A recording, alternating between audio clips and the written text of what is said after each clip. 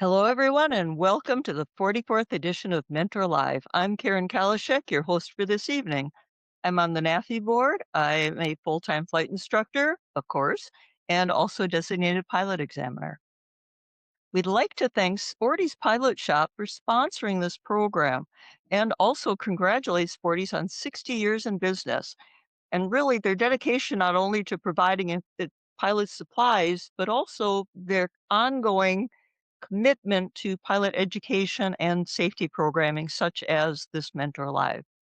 So, our topic for this evening is going to be: Is your defensive flying offensive?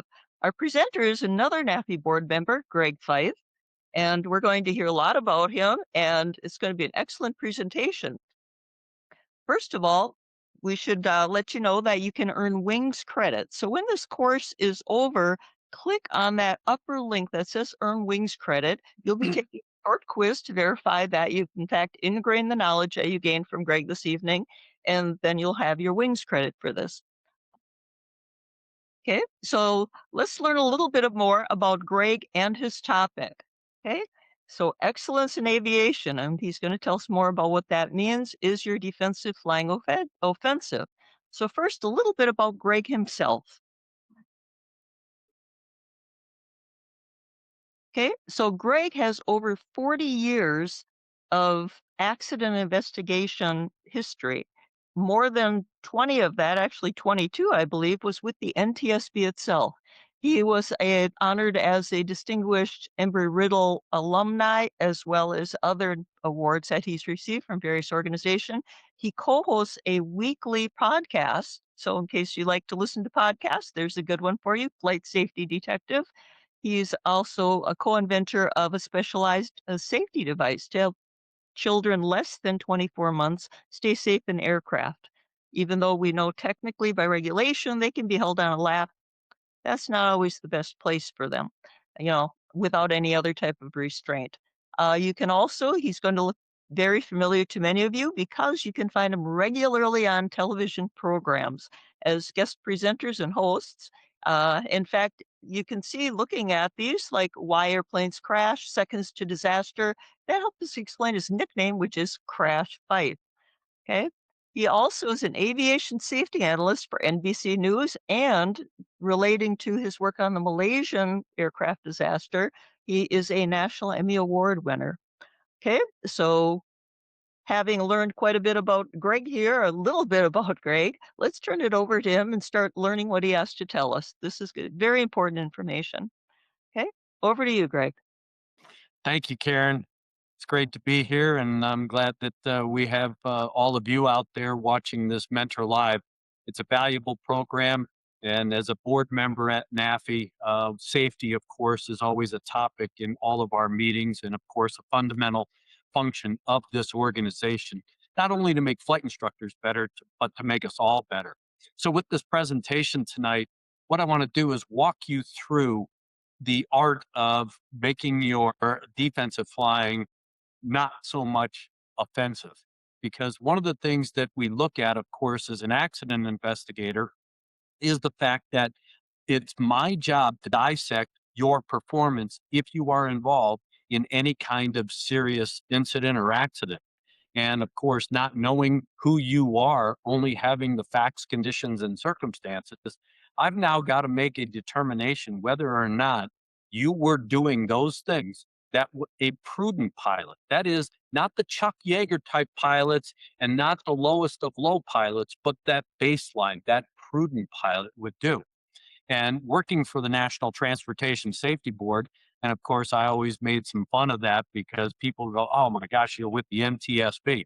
Yeah, well, that's the North Texas State Band. You had to break the ice to get them relaxed because anytime a Fed shows up and starts asking questions about a person's performance, everybody goes into the defensive mode. So it's all about accident investigation, not to impugn or indict anybody or, of course, give any ammunition to the FAA so that they can take some sort of action against you, but rather, accident investigation is all about learning lessons from these events so that, of course, we can enhance aviation safety. That's what it's all about. I do it because it's my profession as far as accident investigation and aviation safety. But as I preach all the time, we are all in some form or fashion safety professionals. I mean, I just do it full time so that we can enhance safety, but you are a safety professional as well, because not only are you teaching as an instructor, but as a pilot, you are also probably mentoring other people. You, of course, have passengers who fly with you who have a tacit trust in everything you do. They believe that you know what you're doing. And unfortunately, my job results from people that don't make the right decision or are flying a piece of equipment that shouldn't be in the air. And we're going to get into that in this presentation. But one of the first things I always hear is aviation safe? Well, that's a very generic, loaded question because those of us that are in the business, and I call it fly it, fix it, or manage it. That is pilots who fly it, mechanics who fix it, and then, of course, managers. That is flight department managers, airlines, even yourself, because you have to manage your own aircraft if you do operate your own aircraft. So whether you fly it, fix it, or manage it, one of the things that I always hear about is aviation safe? And it is a relative term because you have to separate commercial aviation out of general aviation. You cannot use that generic term. It's kind of like are the are people that drive cars every day to go to work and go to the grocery store as safe as commercial truck drivers, commercial bus drivers, commercial limousine drivers. Well, that's two different echelons because you have a person who has to meet a particular standard to have a CDL license. They are professional drivers, just like professional pilots. And then you have the general aviation pilots, which are more along the line of the everyday person who drives their car. And so some of the statistics that you hear are kind of obscured, if you will. They're kind of distorted. Of course, the number that we always hear about is well, 80% of the accidents are caused by pilot error. That's not true. And in fact, when you look at accidents as a whole, you can actually say that any serious incident or accident is 100% human caused in some way, shape, or form. And people go, wait, wait, wait, wait. What do you mean 100%? The human designed the aircraft. The human built the aircraft. The human maintained the aircraft.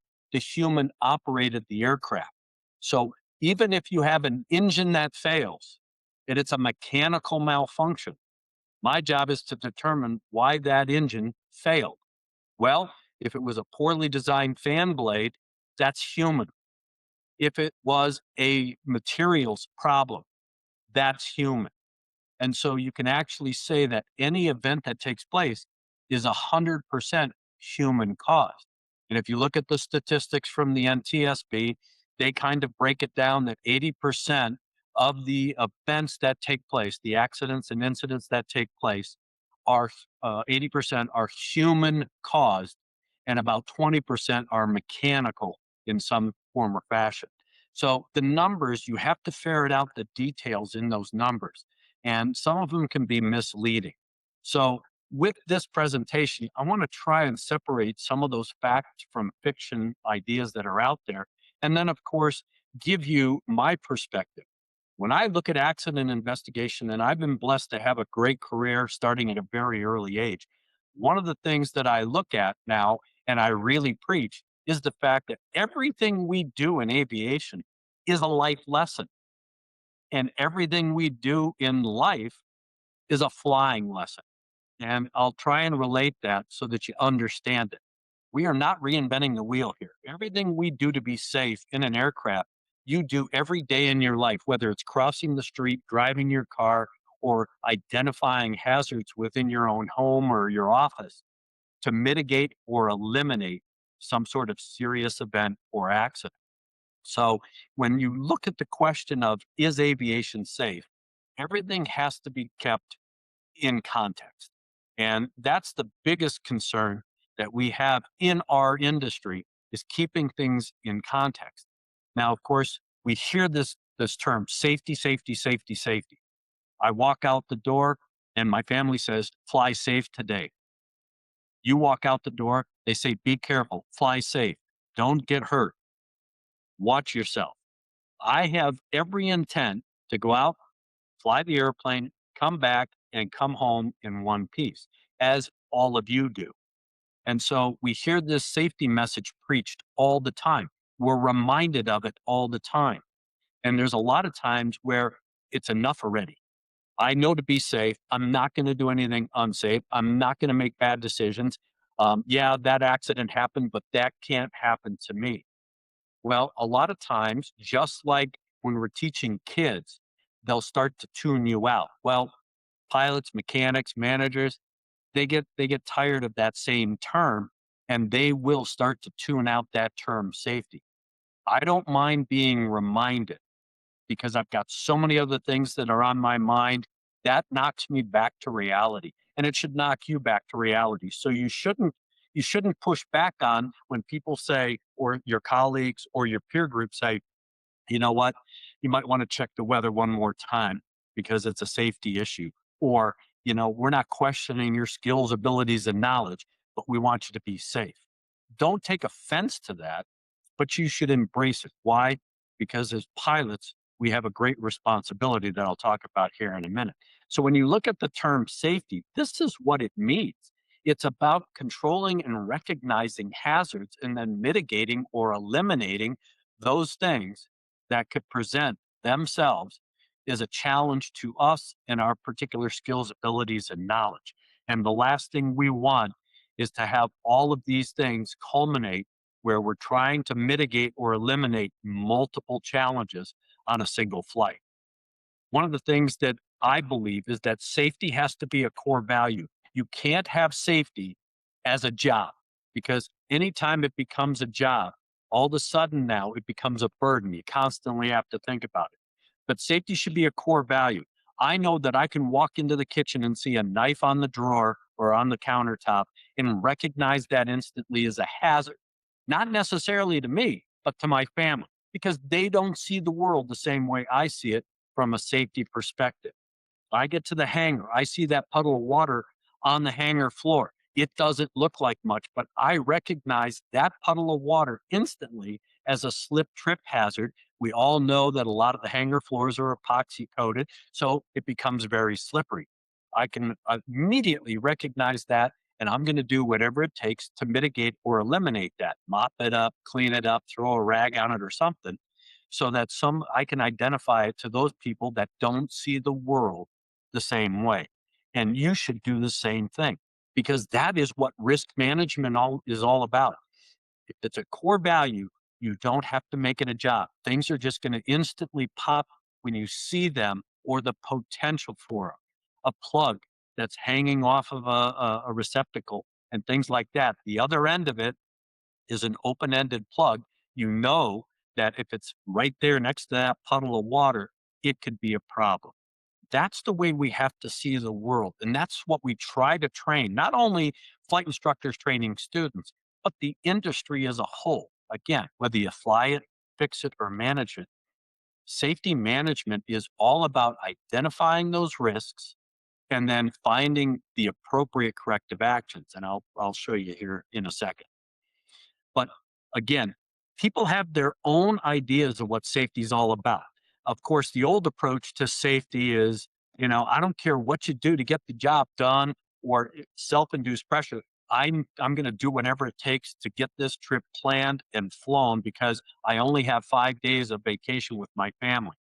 So I'm going to make it happen and I'm going to try and do it, not only from the safety perspective, but I'm going to try and do so I don't embarrass myself. And really, when you look at this first statement, I don't care what it takes to get the flight completed, just don't screw it up. Well, that puts a lot of pressure on a pilot, especially a general aviation pilot. Commercial pilots have that same particular self-induced pressure, especially in the environments that they fly in. Charter pilots or a corporate pilot, where the boss expects you to get the job done. You have $150,000 a year salary, and you're flying a 20 or $30 million jet. I expect you to be able to get me from point A to point B. That puts a lot of pressure on a pilot or a crew to accomplish the mission. Of course, the other part of it is, the old thinking was reactive. We're not going to do anything or change anything until something happens, and then we're going to take corrective action. That's the wrong way to think about the world, because I worked for a reactive agency. I worked for the National Transportation Safety Board. We responded to serious incidents and accidents. The facts, conditions, and circumstances that we found, the lessons learned, were the proactive part through safety recommendations and changes to make aviation safer. But the NTSB is a reactive agency with a proactive mission statement to improve aviation safety.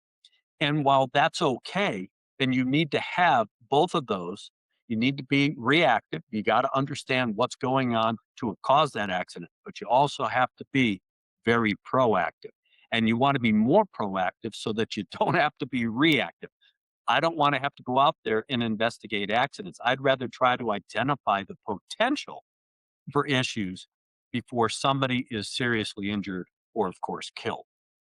And then finally, it's easy to point the finger and blame everybody else. The hardest thing, and I see it all the time when I'm interviewing pilots or mechanics or even managers, and that is, well, the FAA did this, or the FAA made me do this, or the company made me do this, or they didn't give me this information. Who's the infamous they? Well, it's someone else. So it's real easy to point the finger somewhere else.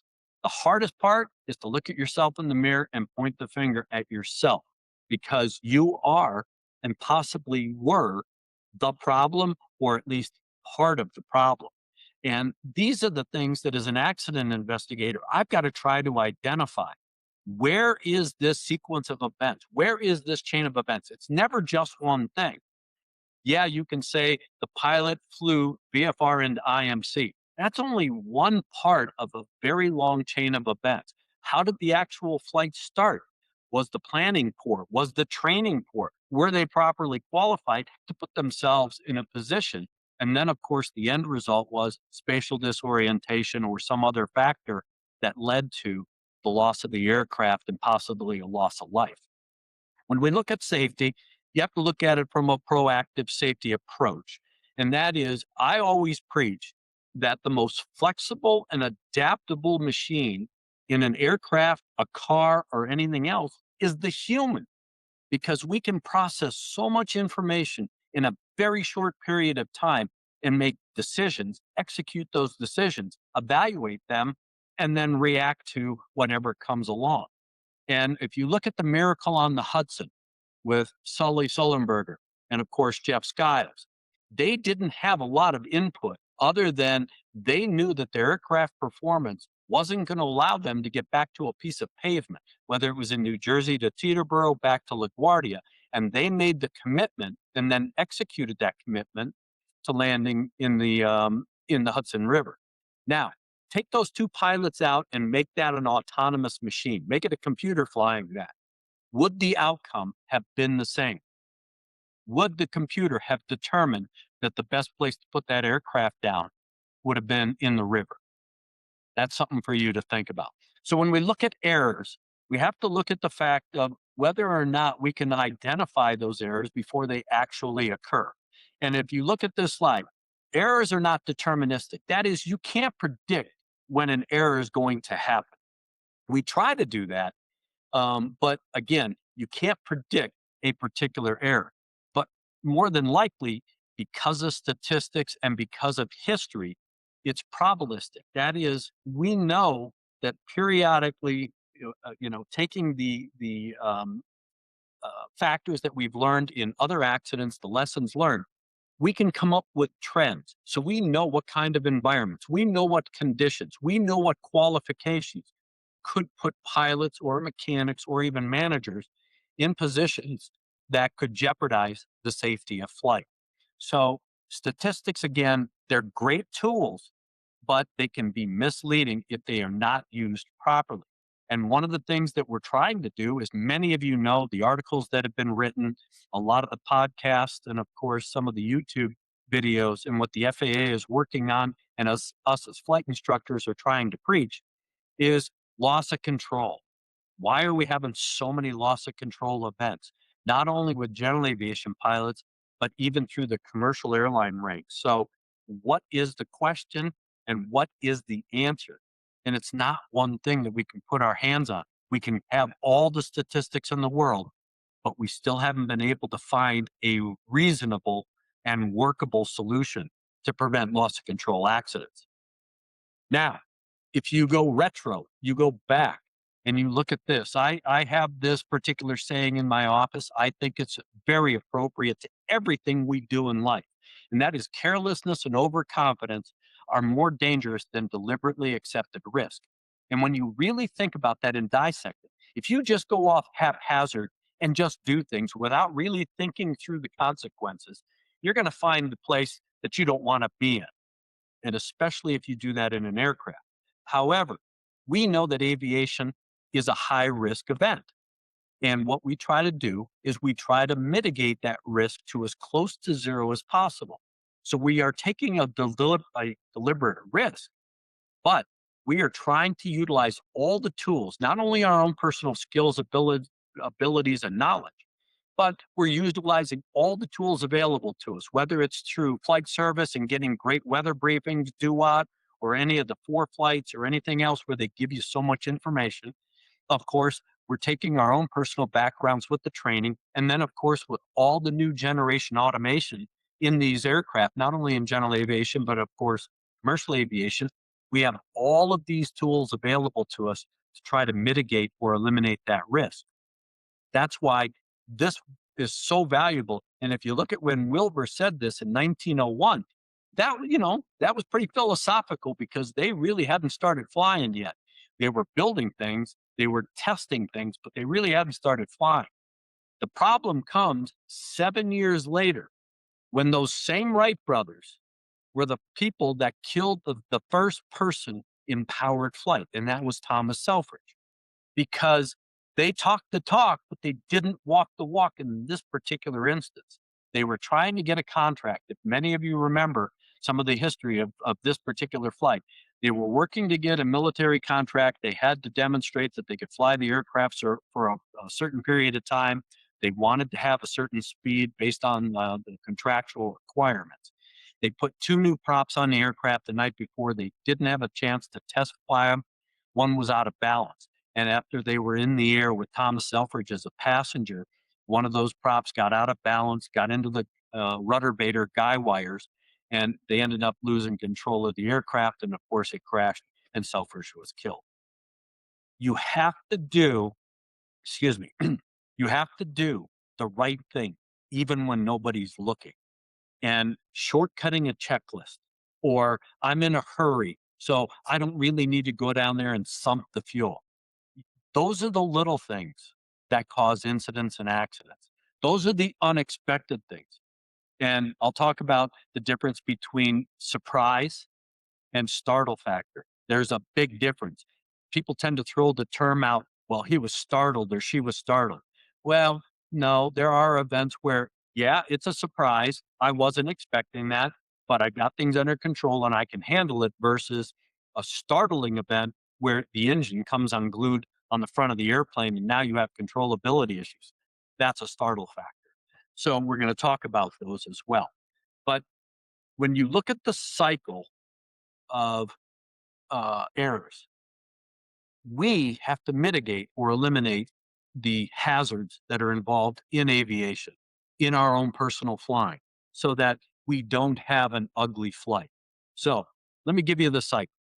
Of course, you always have the problem or the issue or the proactive mindset of let's identify the risks. That's why FRAPs and FRAMPs are there. Those are those flight risk assessment tools that we should all be using in some form or fashion because it helps us at least quantify and qualify what are some of the risks that I'm going to run into during the course of my flight. So, of course, we're going to identify those risks. The next part of it is we have to evaluate that risk. Is this something that I have to be concerned with now? Is it something that I have to be concerned with later on? Is it something that in flight, this needs immediate action, or do I have time to take some time to understand and assimilate before I take some sort of corrective action. Of course, then the next part of it is determine the appropriate corrective action to either mitigate or eliminate the risk. There are going to be times where you can eliminate the risk, but you can minimize it or mitigate it so that you can successfully get the aircraft on the ground in an emergency situation. So you're going to take that corrective action. And then, of course, you're going to evaluate to see if that corrective action was appropriate. Here's the problem. This is where a lot of people stop. They figure, okay, I took the corrective action. It seems to be working. I'm good to go. Well, guess what? That corrective action is only taken this particular event, the immediacy of this event, and mitigated it or eliminated. But that corrective action could have created some sort of hazard that is unforeseen. So the last step here is to identify the potential for a new risk based on your corrective actions. I think that's a really important point, Greg. And as much as many of us are familiar with the cycle, the way you laid it out, and in fact, I'm a safety officer and a major in the Civil Air Patrol, and safety is a core value, not only in the flying activities, but all the activities. We actually complete this cycle, operational risk matrix, and analyze this. But the last point, which you brought out, is something that doesn't always happen, is very true because we when you modify things, you're always establishing different set of circumstances, which then need to be reevaluated. So it's quite a loop. It should be a continuous loop of risk management and mitigation and not just a one-time event. Such as in aviation, we don't just analyze our risk before we fly, but we should be doing it throughout the entire flight. Okay, Absolutely. We have to be doing that because the environment is constantly changing. Even on a VFR day with not a cloud in the sky, you never know. It's so dynamic, and that's what we all have to be reminded of is that it's very dynamic. And as the pilot in command, as the federal aviation regulations require, we have a lot of responsibility as the PIC. You can't put this off on anybody else. You are in command and control of the decision making and, of course, the operation of that aircraft. And then, of course, the operation of the aircraft by the FAA standard says that you will operate it in a manner so as to not create a hazard to yourself or anyone else, whether they're in the aircraft or on the ground. And when you look at the great responsibility, Spider Man, with the power comes great responsibility. Well, guess what? As the PIC, you have a lot of responsibility because you have a great amount of power. And when you think about all the things, now I tried to do that. This is a very busy slide. When you start thinking about all the responsibilities you have as a pilot in command, these are just some of it. I could have gone on and written 3 or 4 more slides of all the things that I could think about. And when you start looking at it on paper like this and processing this information, at points it can be very overwhelming. And we know that as student pilots, we all went through that uh, overwhelming period. And of course, with our flight instructors calming us down, getting us to think and process the information, or you're learning how to fly a new aircraft, stepping up to something that's more high performance, it's that transition period that can be overwhelming. Yet again, you can't shirk that responsibility as the pilot in command because you are the responsible authority for making that aircraft operate and operate safely. So there is great expectation. So what goes into a pilot in command? Who is that person? And everything I'm talking about, because it's flight related, does apply to the guy fixing or the gal fixing the aircraft. Fly it, fix it, or manage it. So what are the characteristics that I think make those a good pilot, a good mechanic, or even a good manager in aviation? They should exude or at least have as far as conducting their particular expertise or niche in the market. That is one, you have to have character. Not, I mean, yeah, people say I am a character sometimes, but it's all about character. That is, you have to have that skill set. You have to be able to say yes when you can say yes and no when you should say no. You shouldn't flex. You should have your own standards. You should be a person that will be able to mentor other people. you don't have to be a flight instructor to be a mentor. And I'm going to talk about that later on as well. But it's all about your character. It's who you are. Because people, when you say, I'm a pilot, and if they start talking to you and you go, oh, yeah, that weather isn't that bad. I can make it happen. I can fly through that. That all of a sudden, that all of a sudden sets your character. Like, okay, he's a risk taker. I'm not going to go flying with him. It sounds like they'll make bad decisions or he'll make bad decisions. So it Excuse is me for excuse me for just a moment, Crash. I'd like to make a quick note to our audience. As you're aware, we're about halfway through the time allotment at this point, and Greg has a lot of content to cover yet, so we'll be holding questions until the end of his presentation, but we certainly will get to your questions. Okay, thank you, back to Karen. you, Greg. Thank you. The next part of it, as I see it, is accountability. We have to be accountable. We are not infallible. So you will make mistakes. I've made mistakes. You miss a radio call. Air traffic is trying to call you 3 or 4 times. It's a mistake. Okay, you caught it. It didn't cause any incident or accident. But you have to be accountable. You have to do a self-diagnosis of what it was that caused you to miss that radio call.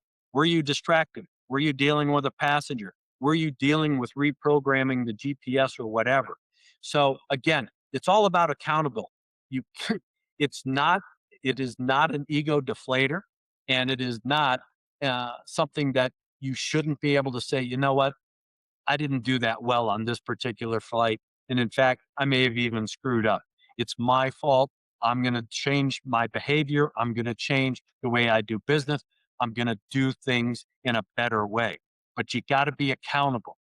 Just because something happened, it's not someone else's fault. It's usually starts with that person in the cockpit, under the wing, or in the office of the manager. Integrity, all about integrity. And every one of us has a different definition of integrity.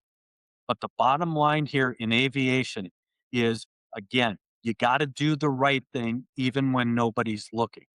Because if something does happen and a guy like me comes out and dissects your performance, I'm going to challenge that integrity.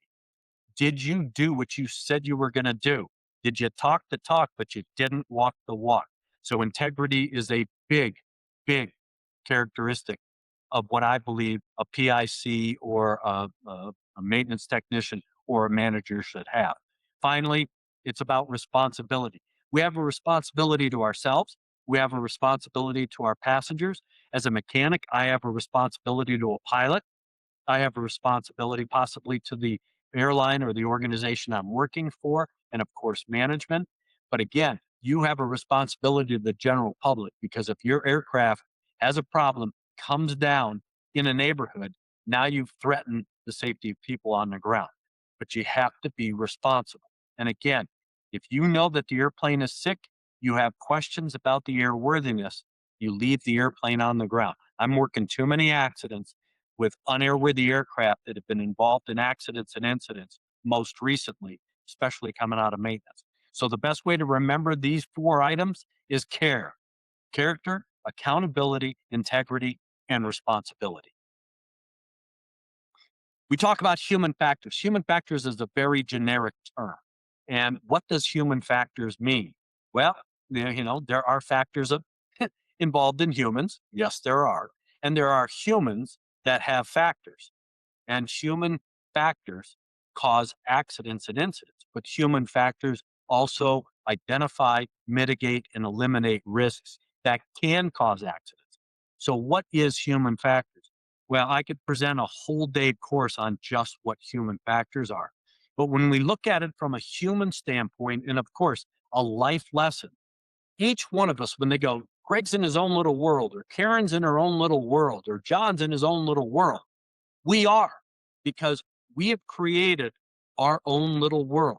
We have built the rules in our own little world based on our personal skills, abilities, knowledge, our upbringing, and a variety of other things. We've built that world. We built the rules for that world, and then we put a 30 micron filter around that. And if you don't like Greg, then when I'm talking to you and you don't like me, you're not going to let me into your world. You're going to keep me at that 30 micron filter and you're not going to deal with me anymore. But if you like me, you're going to allow me to pass through that 30 micron filter and come into your world. Now the question is, you and I are paired together in the cockpit of an airplane. You have your rules in your little world. I have my rules in my little world. Whose rules win, especially if we don't like each other and we aren't letting each other into our own respective little world? Well, we have to work as a crew. How do you break that down? Well, if people, talk about CRM or crew resource management, and a lot of times they only apply it to a crewed airplane. Well, guess what? I try to apply it to a flight instructor and a student because I think good CRM practices between a flight instructor and a student are imperative to make sure that the student is learning, the flight instructor is teaching, and that you are both communicating so that the outcome is successful. We set too many people up, whether it's a student setting up a flight instructor or vice versa, for failure. Why? Miscommunication, misunderstanding, lack of understanding. We all learn and teach different ways. So when we look at paradigm filtering, is what I call it, we have created our own little perfect world. In that paradigm, we've set the rules. Now, here's the problem. I've set the rules. I'm going into Aspen on a dark and stormy night. It happens to be my home airport. I'm not worried about it. Been in this situation a number of times before. You know that you shouldn't be doing it because the weather is bad. You got mountains on both sides. Yeah, I've gotten away with it one time, maybe two times, but we will rationalize or justify or just have an ignorance to those are the risks. I'm not worried about it. I'm going to continue on. Well, you may get away with it the first time. You may even get away with it a second time. Third time is usually a charm because there are so many of these human factor dynamics that start to play in. They are not the same every time you're shooting that approach into Aspen at night. And unfortunately, our little paradigm worlds, our little filtered worlds can get us in trouble. And that's why, especially as a flight instructor and a student, you have to be cognizant of the fact that you may not like your student and your student may not like you for whatever reason. But you have to identify that and figure out how to work with each other. If you're in a crew aircraft, you have to work through those issues because if those barriers build up, you're going to have a long flight, especially if something goes wrong, because you're going to depend on each other. You should have a tacit trust. And unfortunately, these are the kinds of barriers that have a detriment to the outcome, a successful outcome. We talk about distractions, complacency, self induced pressure. If you look at this particular sign, you see what's written on the sign. It's kind of funny. It gives you some information about why the traffic is backed up. But guess what? That creates distractions for everybody that's reading that sign and who's laughing because they're going to jam on their brakes and the person behind them is going to hit them. When you think about distractions, you think about complacency and self induced pressure, little things like that, miscommunication. These are cascading events. These are not one offs. These are not isolated. So remember, if you've had one distraction, you're going to have multiple distractions because your mind isn't where it needs to be.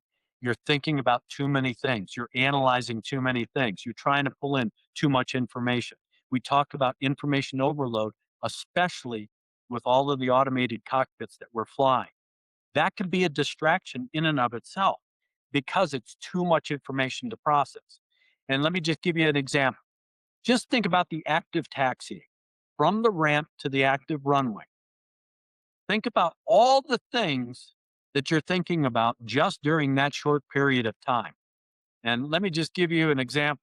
So I started to write down all the little things that I think I'm thinking about, and I made a list. Well, this is only one of about 10 slides. I'm not going to give you the 10 slides. But when you start reading some of these elements, they look very methodical, very systematic. That's not how your brain works, not in any way, shape, or form. In fact, your brain works like this. It's all over the place. And when you look at it, you'll be thinking about aviation stuff. And then all of a sudden, right in the middle of all this aviation stuff, this little random thought comes through your brain. Did I lock the car doors? Where did that thought come from? I was thinking about airplane stuff, running checklist, And then all of a sudden, this thought of, did I lock the car doors? So then you focus and you get back to doing aviation stuff. And another random thought comes through. Where am I going to go partying after I get to destination? Your brain is constantly thinking about a lot of things. It doesn't compartmentalize and say, okay, I'm in the airplane, therefore I'm not going to think about anything else. And if you get an opportunity, the best example of what I'm talking about is go to the NTSB website and pull up the report for the Comair 5191 accident in Kentucky. That is an outstanding textbook case of how these pilots started their day off wrong on the wrong airplane. And between the time they left that ramp and the time they tried to take off, this is what was happening. They were doing airplane stuff. They were talking about other people who were flying for other airlines, their friends that were getting jobs. They did a little more airplane stuff. They passed by the runway they should have been on to get on a dark runway that had no lights on it. And then they tried to take off. And then they ran out of runway and tried to make the airplane fly. It's a textbook example of exactly what I'm talking about here. Of course, then we have the other side of the coin, and that is we have, I call him the Captain Courageous. I can make it happen. I'm going to accomplish the mission. Why? Because I am Captain Courageous. Ladies, hold my beer, watch this. I can make this airplane dance. We talk about overconfidence, putting the airplane or yourself in a position that you shouldn't be in. A lot of things that I'm seeing, especially in general aviation, is pilots that have minimal skills. That is, they may have 2, 3, 4, 500 hours, even into the early thousands of hours. What they particularly lack in skills, abilities, and knowledge, they will transfer that confidence into an airplane. You have an autopilot, you have TAWS, you have weather, you have a GPS. And as long as you can program all that stuff and hit execute, I'm good to go. So even though I may not have the flying skills or be able to operate competently in IFR conditions, I got an airplane that can.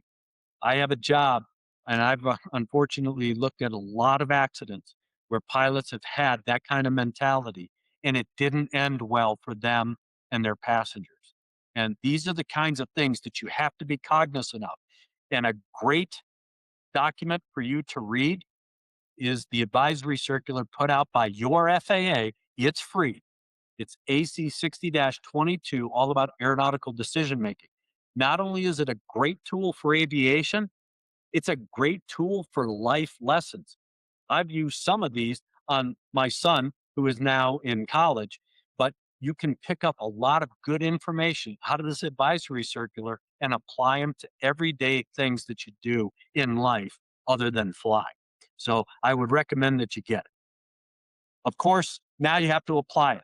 If you look at this particular airplane and you look at this particular picture, it looks like the prop is bent. Well, that's actually the parallax from the camera picture that someone took. If you look at the canopy cover, it's all rippled.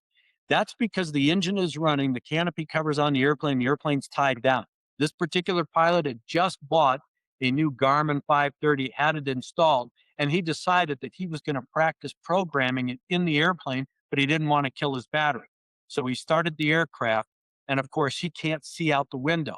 Now, this is at a small airport in Maryland, and of course, the ramps are always busy. You have people that are not only aviation oriented or inclined, but not aviation oriented. You have kids running around, things like that.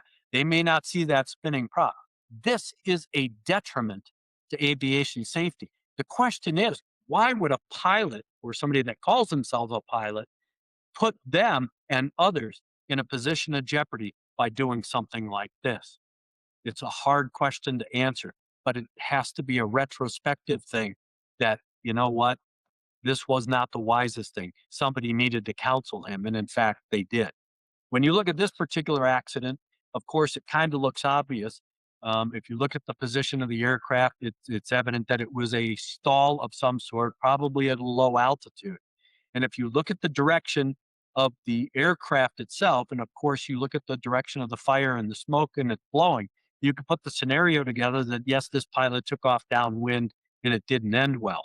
Well, that's only part of the problem. This pilot didn't do a pre-flight before he left the ramp, taking off on a short runway.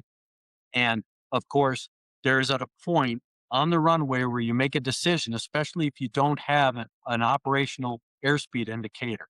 Do I continue to fly the airplane or do I abort this takeoff? Well, the pilot got into that particular question and tried to make the airplane fly, lost the airplane, stalled it, and crashed right off the end of the runway. And the reason for it, yes, he lost control. Yes, he didn't operate it as he should. But really, the primary reason started with the pre flight. If you look at that pitot tube, the pitot tube cover was still on it. That presents a problem. So when you start shortcutting the process, not going through the checklist, not doing the things that you as a pilot and commander are responsible for, bad things can happen like this particular accident. One of the things that the NTSB is looking at, as well as the FAA, is this thing called professionalism. And I'm going to let you just read this real quick. This is from the now chairman of the NTSB, who is leaving at the end of June. He's turned in his resignation and he'll be leaving at the end of June. But he came up with this particular definition, his definition of professionalism. And it does have some good characteristics in it. Now, where's the expectation? Well, I'm just a general aviation pilot. I just fly on the weekends. I fly my Piper Cub. I don't need to have, quote, professionalism. But there are qualities of professionalism that every pilot should have, whether you're a student pilot all the way up through the commercial professional pilot. And again, we slam that door. We catch that in the 30 micron filter. I don't need to be professional because I don't fly, but on the weekends. Well, you have to have a professional attitude because that's what gives you the mindset to do the right thing, even when no one's looking.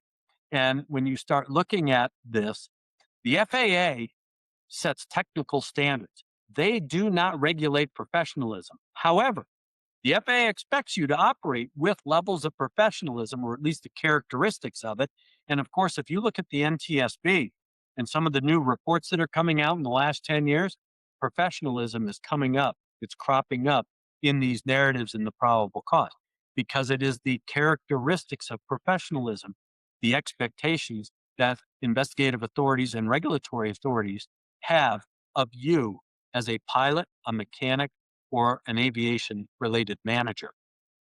So the question is, will professionalism really prevent this? This was a mid-air collision that occurred out here back in the 80s between at that time it was a commuter airline. They hadn't been called regionals yet.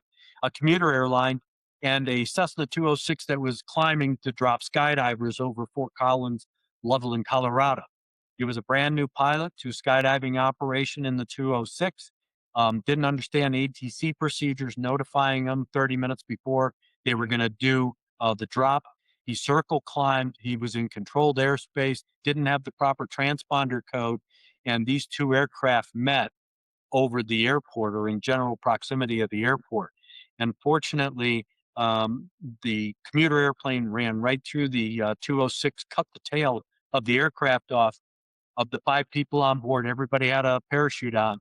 As the aircraft bunted over, everybody got thrown out of the aircraft, but the person sitting in the back was struck by a propeller. The fact is that when you start dissecting the sequence of events, this accident started well before the aircraft and the pilot ever left the airport. These are the sequence of events. Professionalism. Does it require the highest levels of operational discipline? Absolutely. At all levels? Absolutely. Whether you're a student pilot or an ATP or a CFI. The fact is that you have to have operational discipline all the time. This was a Cessna 421 flown by a very famous world balloon pilot, Ben Abruzzo. He was taking his wife and 4 of her girlfriends to Aspen in the 421, leaving New Mexico. He had had other people loading the aircraft for him. They put some skis and baggage in the nose baggage compartments. He didn't do a proper pre-flight walking around to ensure that everything was secure. Right at liftoff, the baggage door on the right side opened up. Now, the parallax from the left seat made it look like the door and the prop would come together. So he turned, got the airplane back on downwind. He pulled the right engine or pulled the right engine back to flight idle, but he feathered the left propeller. He had 0 thrust. He was at a low altitude. Airplane struck the ground. Everybody survived this accident. As catastrophic as it looks in these pictures, Everybody survived the accident. The aircraft caught fire. Unfortunately, he did not brief the passengers on how to exit the aircraft. There was a woman who was sitting right next to the clamshell door. All she had to do was pull the handle up to evacuate. They were all found in the front of the aircraft. Pre-flight briefings. We are responsible as pilot in command to brief all of our passengers, regardless of whether they're pilots or not. You have that responsibility. And you can see that here's the left propeller that's feathered. We talk about airmanship. Everybody has their own definition of airmanship. And some of the qualities, of course, of airmanship are attitude and experience and knowledge.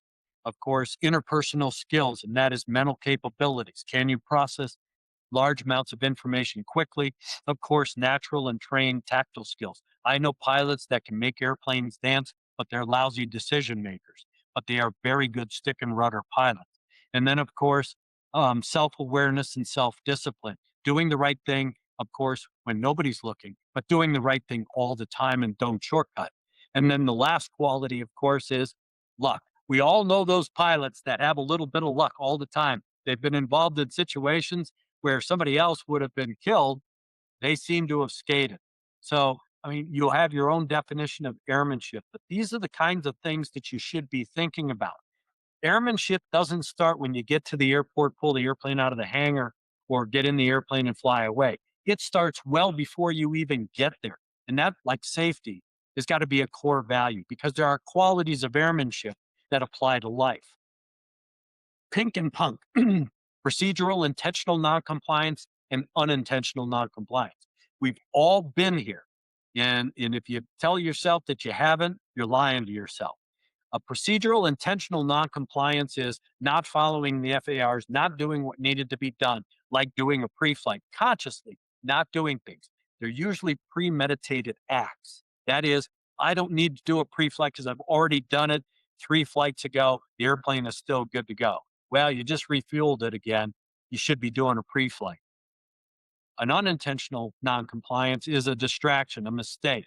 Air traffic control calls you, you missed the call. You didn't intend not to answer it. You just missed it because something got your attention and you didn't hear them calling your airplane. Or if you rent multiple airplanes, you didn't recognize the N number. That happens a lot. So when you look at a pink and a punk, in a pink, an intentional noncompliance, you go to training. You do all the things that you have to do to go to training and satisfy the instructor, satisfy the examiner, like Karen. You do it by the book, everything is good to go. The problem is when you return to your own environment where nobody's watching, where you don't have the watchful eye of the company, the peer group, an examiner, and you fall back into bad habits. That's the issue. These are the intentional noncompliances. And as Karen was telling me, because she is a DPE, the, the pink event is one of those events where the FAA is coming after you and they're going to come after you hard. An unintentional noncompliance is more about the kinder, gentler FAA that will give you some counseling to tell you not to do it again. So why do we do it? Very simple. Reward, mission accomplishment, money if you're flying commercially, things like that. But we are mission oriented, point A to point B. We do not like to fail and have to go to point C or not go at all. So it's about reward. High probability of success. Been there, done that. I've done it before. This is my home airport. I can make it happen. So, you know what? I've squeaked down before when the weather was bad. I have a high probability of success. And like I said, usually the third time is a charm. And then, of course, no adverse reaction from your peer group. Your friends encourage you, other pilots encourage you. If you're flying in a crewed airplane, your co-pilot, or in the case of a captain, you're not counseling each other going, man, we probably shouldn't have done that, or we shouldn't do that. Don't put ourselves in that position. There is no adverse reaction. And so that breeds bad behavior going forward.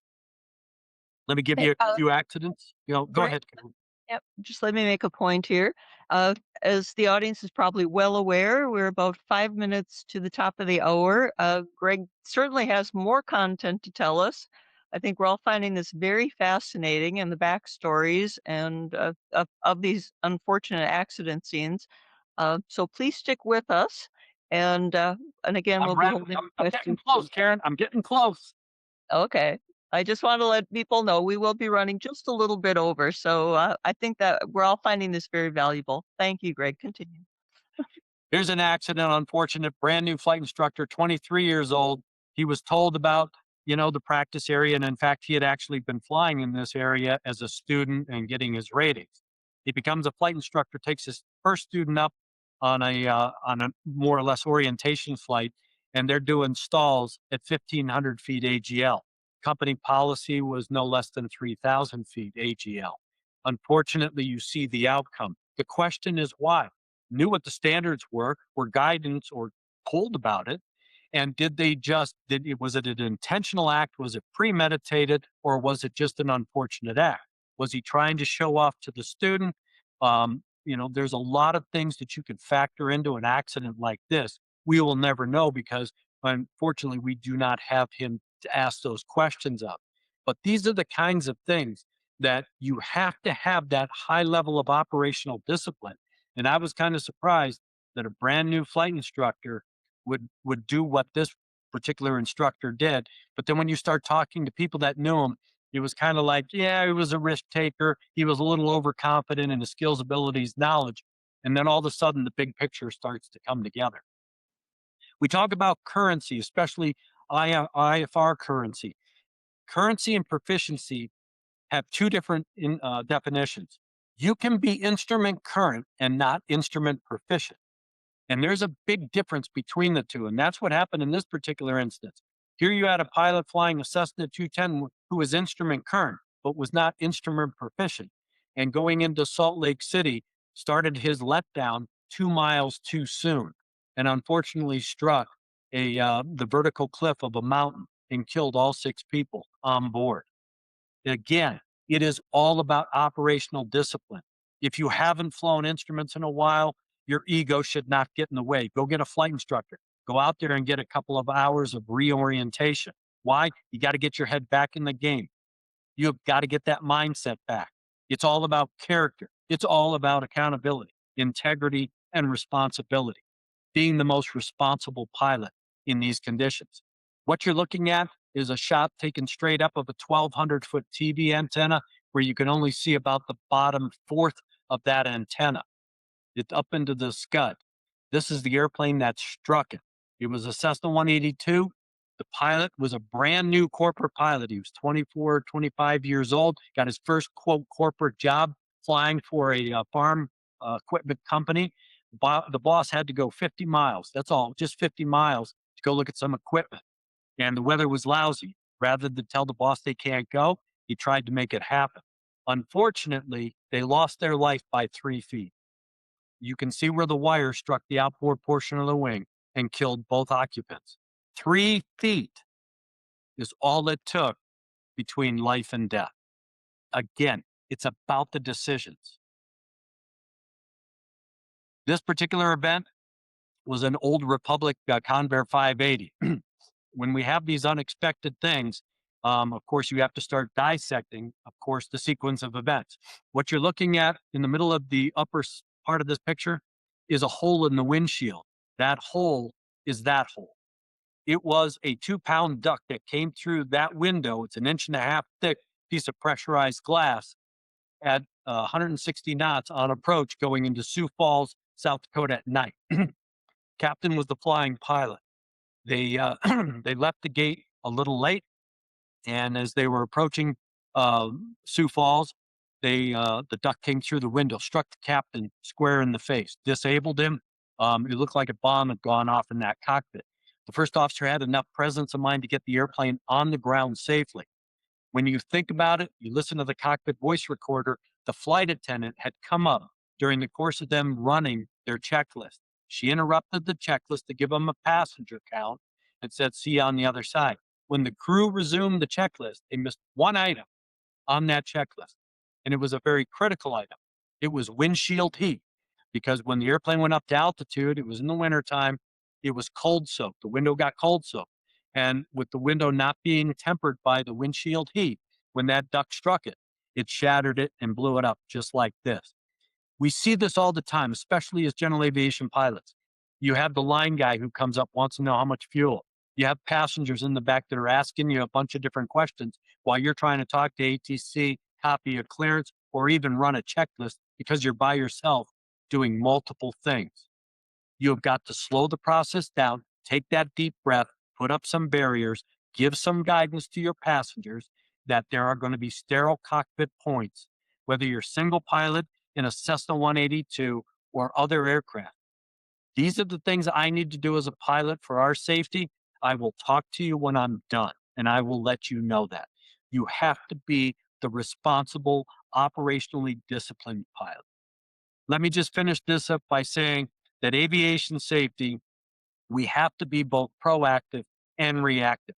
We are, of course, learning from accidents and incidents. We have all of these hangar flying sessions. We have great sessions through MentorLIVE programs like us, but we also have to continually go out and take the time and the effort to learn. You cannot shut down and think that you know it all. Trust me, as an acts investigator, I am constantly learning something new or refreshing myself every single day because I have to dissect the performance of pilots who have put themselves in peril. And I have to try to understand why so we can prevent it from happening again. Just remember, flying is a skill. Anybody can learn to fly. I can teach somebody to fly in 5 minutes. That's not the point. It's all about having the appropriate safety attitude because that's what it is. It's an attitude. So my preaching to you is you practice with purpose. Every time you go out, I don't care if it's recurrent training, you never look at it as, yeah, I just got to go out and do recurrent training to fill the box or satisfy my employer so I can continue to fly. You should make it a point that every time you go to training, you learn something new, at least two things new, whether it's about the airplane, whether it's about your flying, maneuvering, new things every single time. Make that training worthwhile because you want to practice with purpose so that you can execute with purpose. You don't want to just be executing without understanding why and what you're doing in the execution of remedial action or challenging events that are going to require all of your skills, abilities, and knowledge. Finally, one of the things that I preach all the time is the FAA has their own version of ADM. Of course, that's aeronautical decision making. This is Greg Feith's ADM: attitude, discipline, and motivation. You have to have that positive attitude all the time. You have to operate at 100% or greater. If you have a 70% attitude, you're going to have a 70% outcome. So you have to have that 100% attitude. You have to have the discipline to have that attitude. Some of us are very self disciplined, others need to have a little bit of help in having that self discipline. That's not a bad thing. That's just a characteristic. But the fact is if you can exercise that discipline to have the attitude, you're 2/3 of the way there. And then, of course, motivation. Some of us are very motivated, self motivated. Others need a little bit of a kick in the behind to be motivated. But without motivation, you will not have the discipline. Without motivation, you will not have the attitude. So this is my version of ADM. I preach it. It's on my business cards. It is part of my persona, ADM, and it applies to all sorts of things in your regular life as well.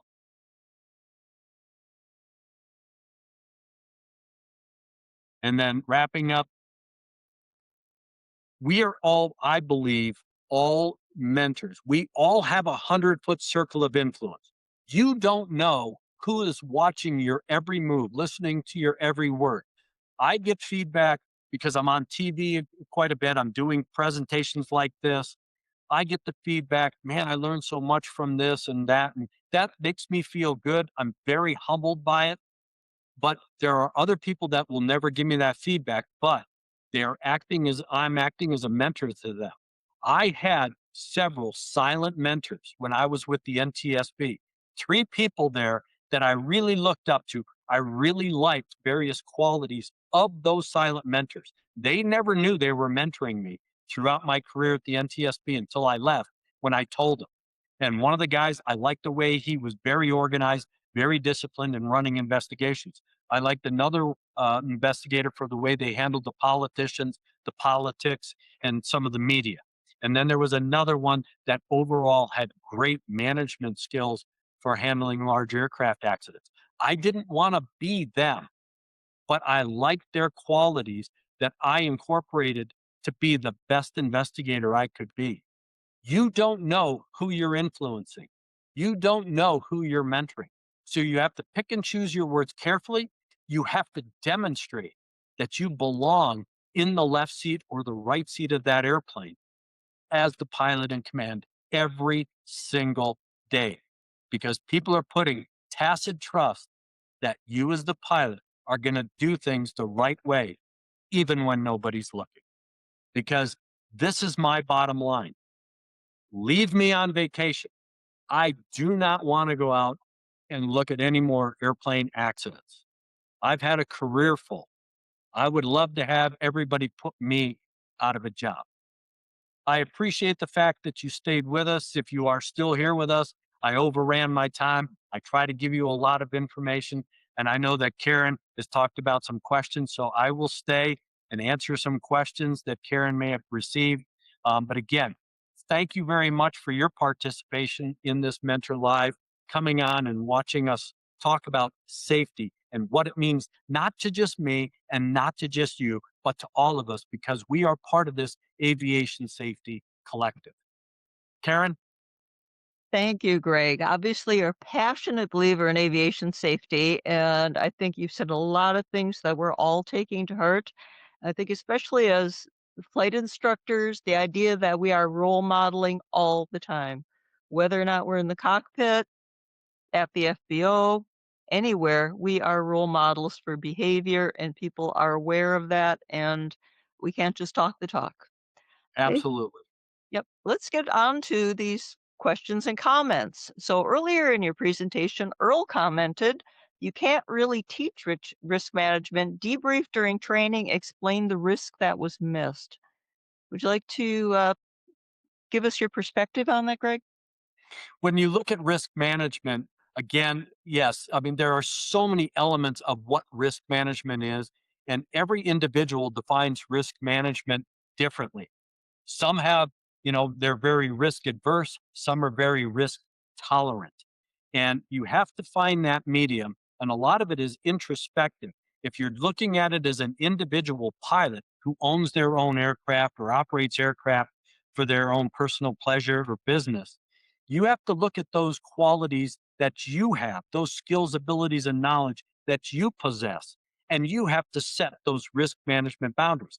I know guys, I know friends of mine who are very competent instrument pilots, but they've set their own minimums. And it's usually 100 above what the required minimums are by the FAA. That's just their minimum. They understand their ego is not going to allow them to put that airplane into a position of jeopardy. So they will set their own standards when they're flying in that kind of environment. But again, risk management is a very nebulous term. You can't just lay out all of these qualities and expect that we're all going to follow them and apply them. So it's really about sitting down and putting your ego aside and determining what you're willing to, at least, you don't want to be risk averse, but you don't want to be risk tolerant. You want to split that difference. Where are you going to go? How far are you going to go before you say, I'm not going any further? I'm not going to go flying today. I'll wait till things get better. Things like that. Okay, thank you, Greg. And we really appreciate the point that you talked about consistency and that character of doing the right thing all the time, not only when people are looking. And I really appreciate your perspective on personal minimums because that is one of the things that comes out in every examination, discussions with the applicants about their personal minimums. And hopefully all pilots have established those and written them down and comply with them, not, saying it's close. Yeah. Enough. That's a Yeah. slippery slope, isn't it? Okay.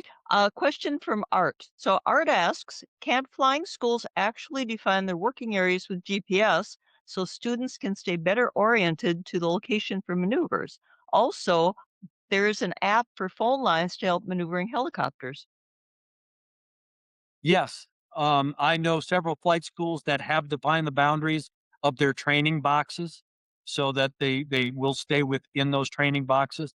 I have a friend of mine that owns a helicopter flight school here at Rocky Mountain Metropolitan Airport, and they have very defined boxes in the areas that they do flight training in.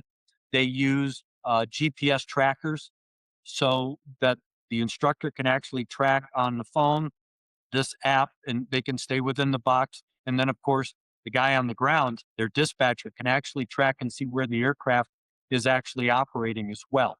So there is technology out there.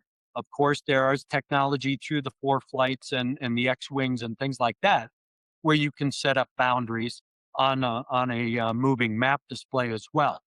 And so we have the technology. It's a matter of understanding how it can benefit you in a training environment.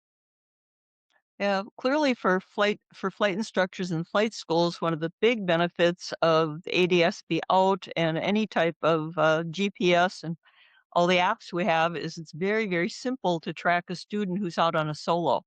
Absolutely. Get a very Absolutely. early heads up if they're running into some kind of issues or if they're following the flight plan, and there's no cheating, if you will. They really need to do what they said they were going to do. And in fact, ForeFlight and a number of these other programs have breadcrumbs. They're basically a poor man's flight data recorder, which is a great debriefing tool for both flight instructors, or if you have a student out on a solo, you can debrief off of their data, which I think is a great idea because you can say, yeah, you weren't tracking very well, you weren't following your course lines very well, or you straight out of the training box. Actually, I utilize that to debrief check rides. It's very Uh, helpful. Yeah. Fred gave you a positive thumbs up. He said it's this been one of the most thought provoking presentations he has ever seen or heard. And Well, Randy, yes, thank you, Fred, it's on awesome. behalf of Greg. Yep. And Randy asks, "What is your opinion on a pilot's humility?"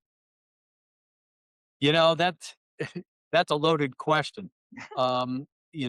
We all hope that as pilots, yes, we all have a bit of an ego because we can do things that the majority of the population here in the United States, as well as around the rest of the world, can't do. And that is fly in the freedom of the sky.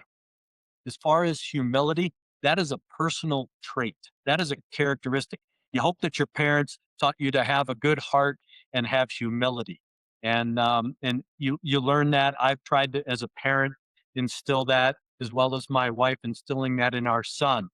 But when it comes to being humble, just remember this is aviation. I was told when I went to work for the NTSB, and this is one of the things that kicked me back to center, when I had one of my silent mentors tell me, son, I've been flying longer than you've been alive. I know so much more than you'll ever know. And all of a sudden, that put it into perspective that, yeah, you can't wear that, flight instructor badge on your chest with 1,500 hours and think that you can, out, outshine someone else. We are in this collective. We all are pilots. We've accomplished something that a lot of people have not or cannot accomplish. We should look at that as from a skills, abilities, and knowledge perspective. We should be humbled by the fact that we are doing those kinds of things, but we are not in competition with our fellow aviators, not in any way, shape, or form. We preach it all the time in the safety business. Every airline has their own safety department, but when it comes to safety, there is no competition. You can compete for airfares and passengers and everything else, but if you talk to anybody in a safety department in an airline, they will always tell you there is no competition amongst the airlines with safety.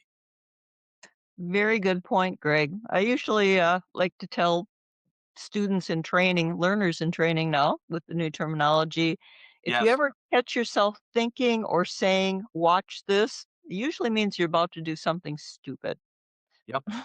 And with that, Karen, the other thing that I see and I try to talk about in these safety presentations is if you have to think twice about doing something, you probably shouldn't do it. One, because it could be wrong, but two, and more likely, it's because you lack the self confidence to actually do it. Mhm. You have to be confident in everything you do when you execute with purpose. And if you start challenging yourself, well, maybe I should, or maybe I'll go a little further into this weather, or maybe I'll do that. Soon as you do that and start questioning yourself, you lack the confidence to execute with purpose. Yeah. Excellent point, Greg. Thank you very much. And with that, I think we'll say good night to you and clean up with a few housekeeping items for our audience. Thank you, Karen. Okay. Have a good evening.